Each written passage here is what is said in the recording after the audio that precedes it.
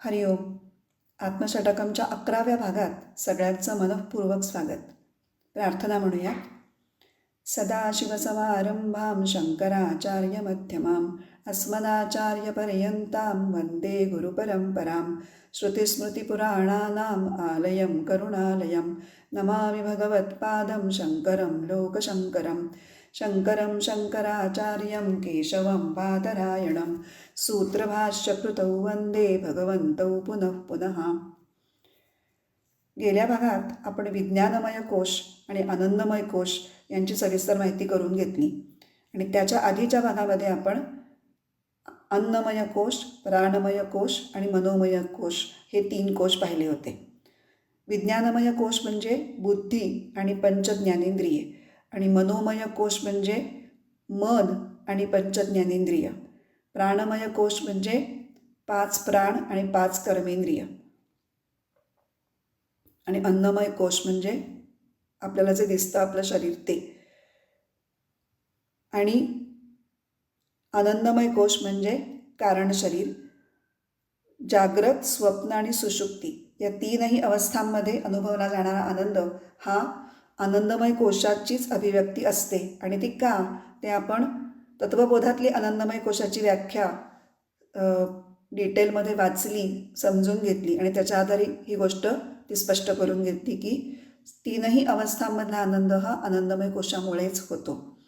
तर आता ही 3 शरीरं, 5 कोश आणि 3 अवस्था ह्यांच्यामधला परस्पर संबंध आपण नीट समजून घेऊ.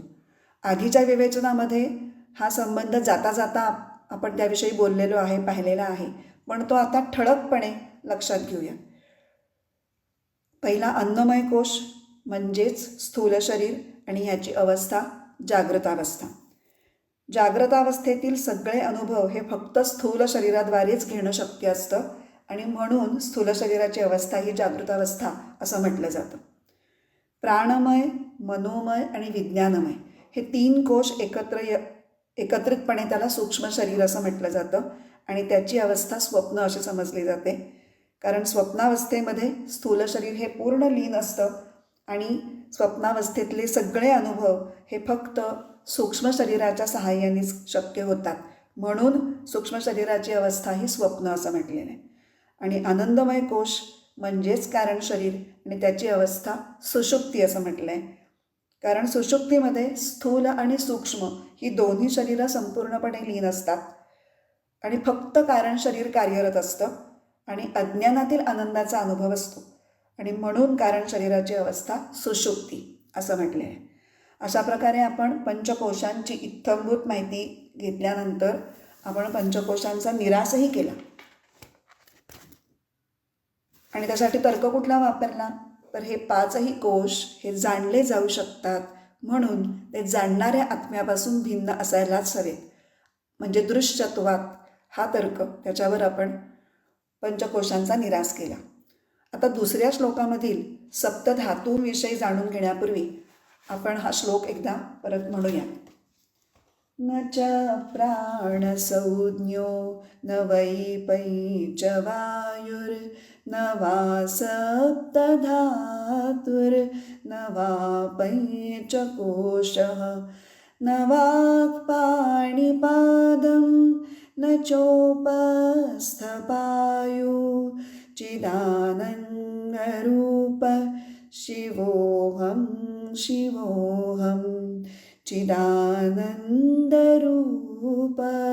शिवोऽहं शिवोऽहं. तर आपण सप्तधातूंबद्दलच आपलं फक्त बोलायचं राहिलं आहे. सप्तधातू म्हणजे रस, रक्त, मांस, मेद, अस्थि, मज्जा आणि शुक्र किंवा शोणित. पुरुषाचं असेल तर शुक्र, स्त्रीचं असेल तर शोणित म्हणजे अंड. या सप्तधातूंनी हे स्थूल शरीर बनलेलं आहे, ज्यालाच अन्नमय कोश असं पण नाव आहे. आता कारण हे शरीर म्हणजेच सप्तधातू हे अन्नापासून निर्माण होतात, अन्नामुळेच टिकतात आणि वाढतात.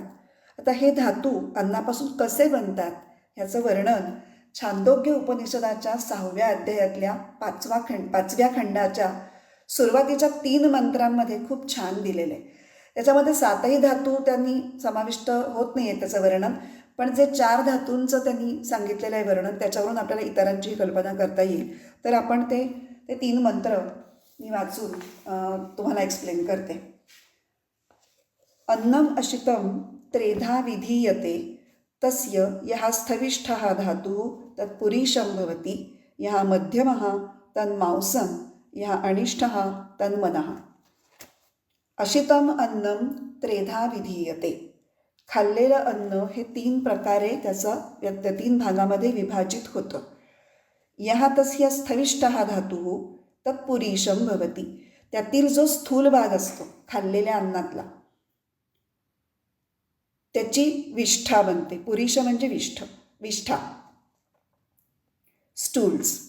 यः मध्यमः तत् मांसं भवति. जो त्या खाल्लेल्या अन्नाचा मध्यम भाग असतो त्याचं मांस बनतं. आणि यः अनिष्ठः तत् मनः भवति. अनिष्ठः म्हणजे सूक्ष्म.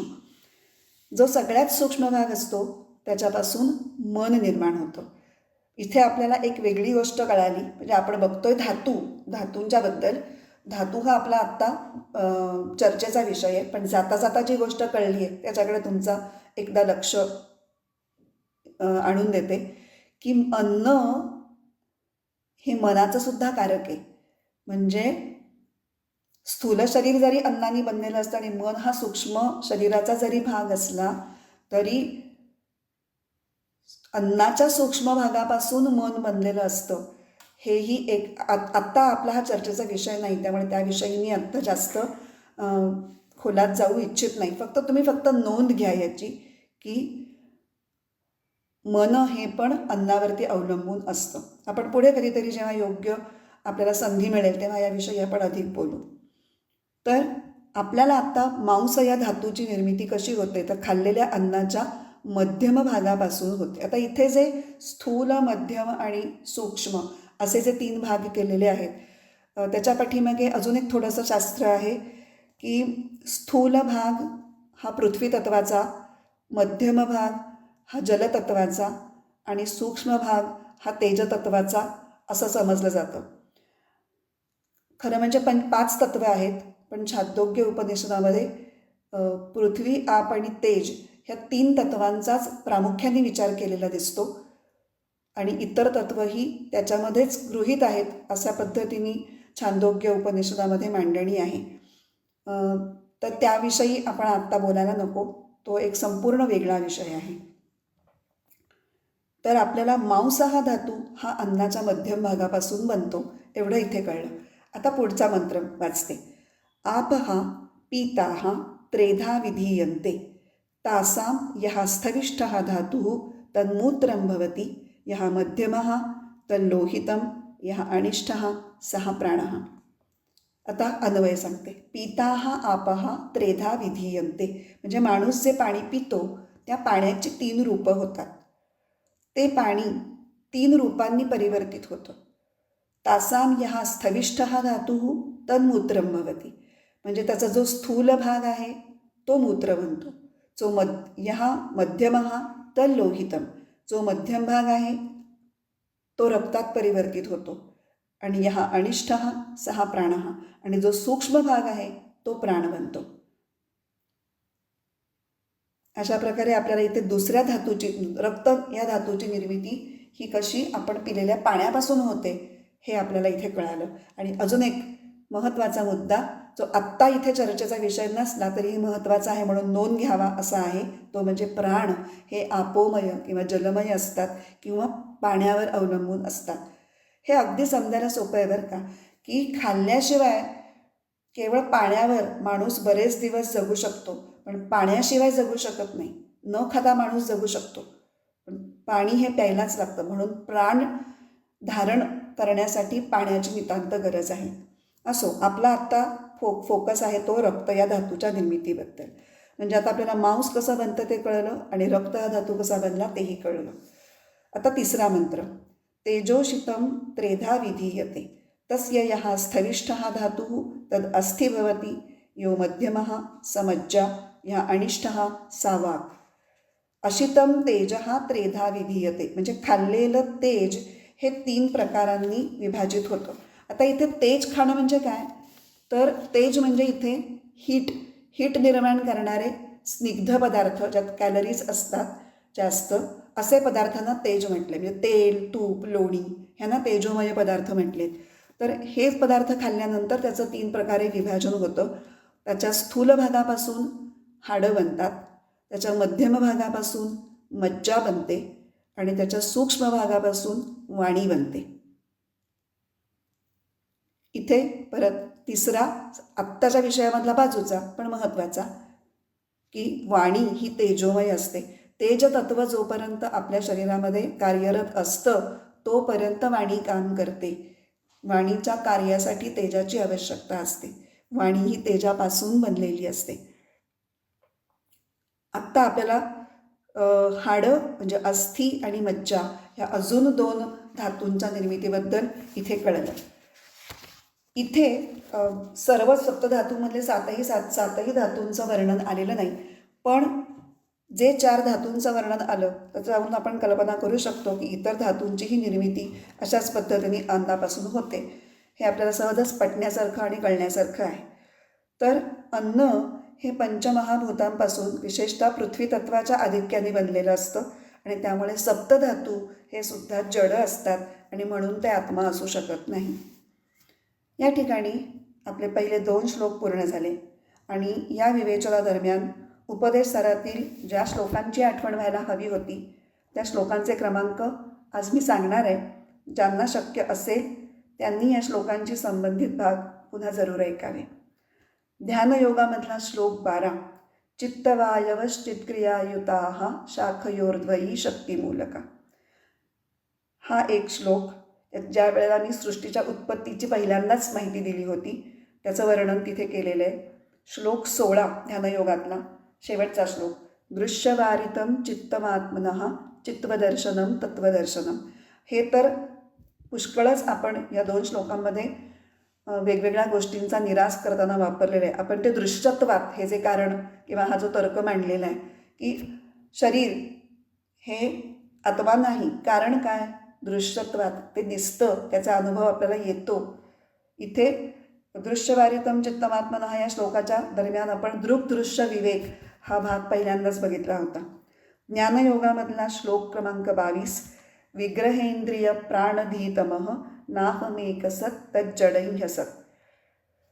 इथे या श्लोकामध्ये सगळ्या उपाधींची यादी दिलेली आहे आणि ते उपाधी हे मी म्हणजे शुद्ध अहम असू शकत नाही, कारण ह्या सगळ्या जड आणि असत आहेत. जडत्वात हा जो आपण तर्क वापरलेला आहे निराश करण्यासाठी त्याचा उल्लेख आणि त्याचं विवरण या श्लोकाच्या संदर्भात मी केलेलं होतं. त्याच्यानंतर भाग 28 म्हणजे उपदेश साराचा भाग 28 ह्याच्यामध्ये 3 देह आणि 3 अवस्था यांचं मी सविस्तर वर्णन केलेलं होतं. तर हे जमल्यास तुम्ही पुन्हा वाचलं तर ह्या सगळ्याच्या हे सगळे हा विषय समजून घेण्याला सुलभता येईल. आता आपण पुढच्या म्हणजे 3ऱ्या श्लोकाला सुरुवात करू. आधी तो आपण श्लोक म्हणूया. न मे द्वेष रागौ न मे लोभ मोहौ मदो नैव मे नैव मात्सर्य भावः न धर्मो न चार्थो न कामो न मोक्षः चिदानन्दरूप शिवोऽहं शिवोऽहं चिदानन्दरूप शिवोऽहं शिवोऽहं. आपण आधी शब्दार्थ बघूया. नमे द्वेष रागव, मला नावड नाही किंवा मला आवडही नाही. नमे लोभ मोहव, मला लोभ नाही आणि भ्रांती पण नाही. मदहा नैव मे नैव, मला खरोखरच मानित्व नाही किंवा अहंकार किंवा गर्व नाही. न मात्सर्य भाव, मला मात्सर्य नाही म्हणजे मत्सरही मला नाही. न धर्म न च अर्थ, मला कर्तव्य नाही आणि मला वैभव मिळवायचं नाही. न काम न मोक्ष, मला सुखाची किंवा कुठल्याही विषयांची कामना नाही आणि मला मुक्तीही नाही.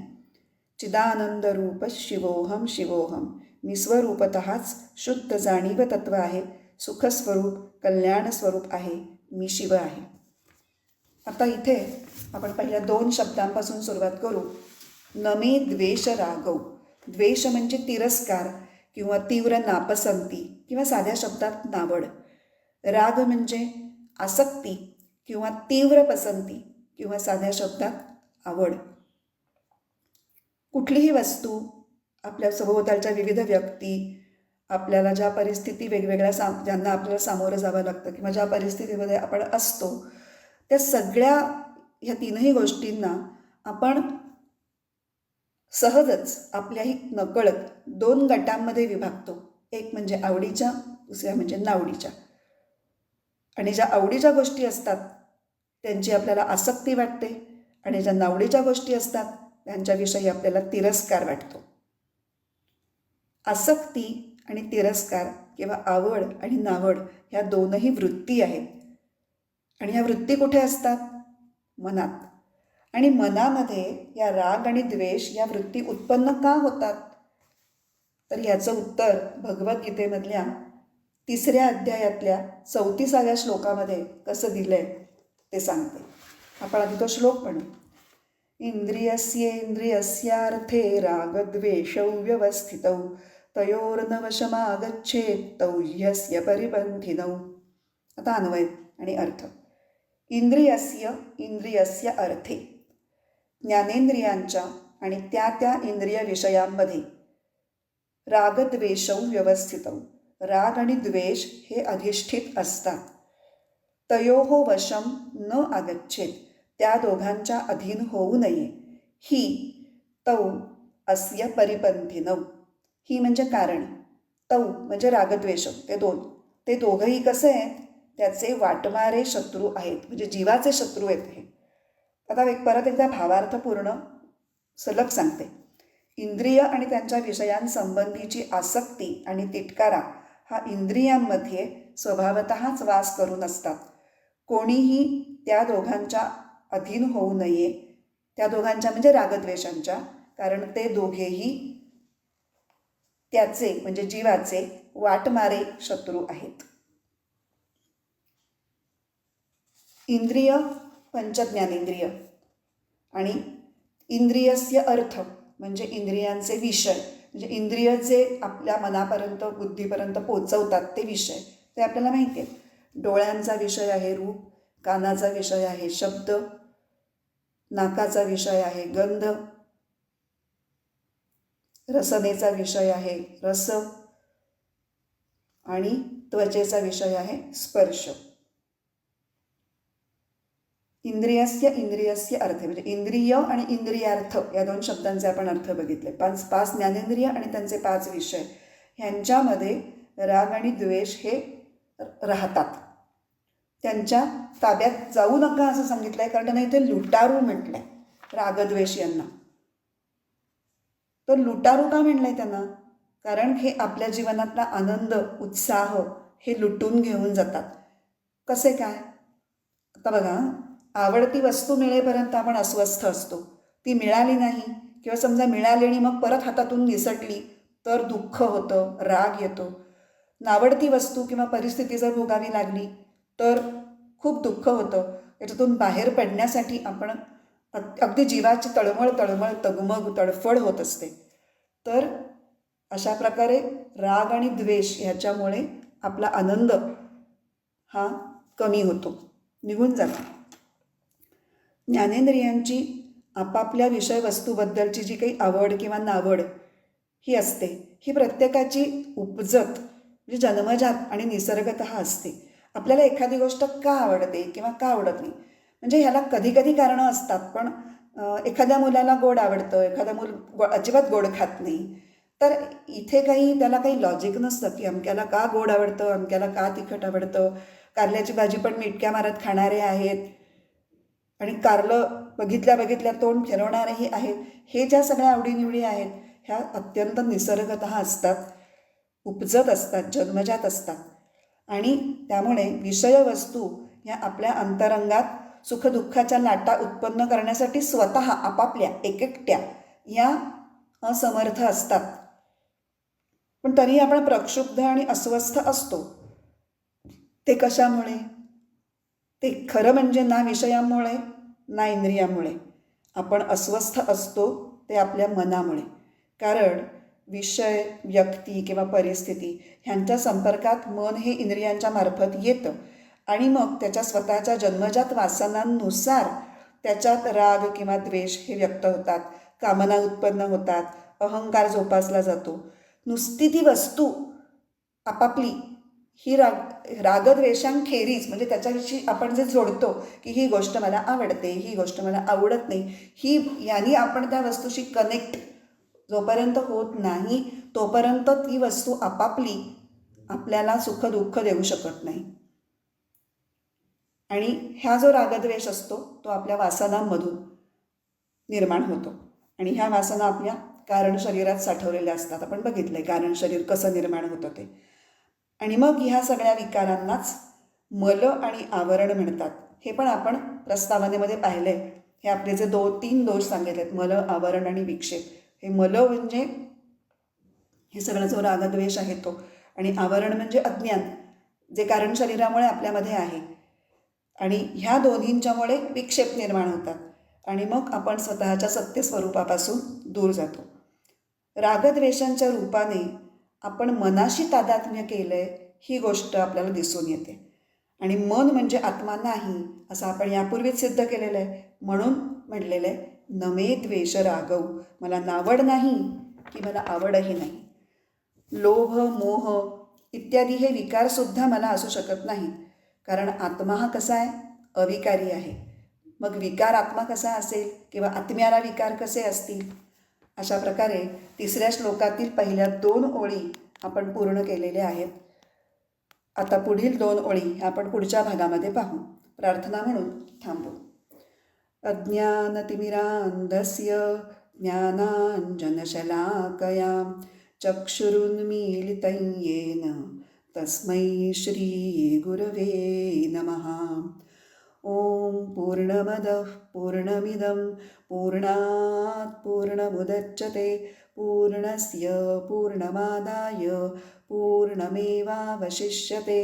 ॐ शान्तिः शान्तिः शान्तिः. हरिः ओम. श्रीगुरुभ्यो नमः. हरिः ओम.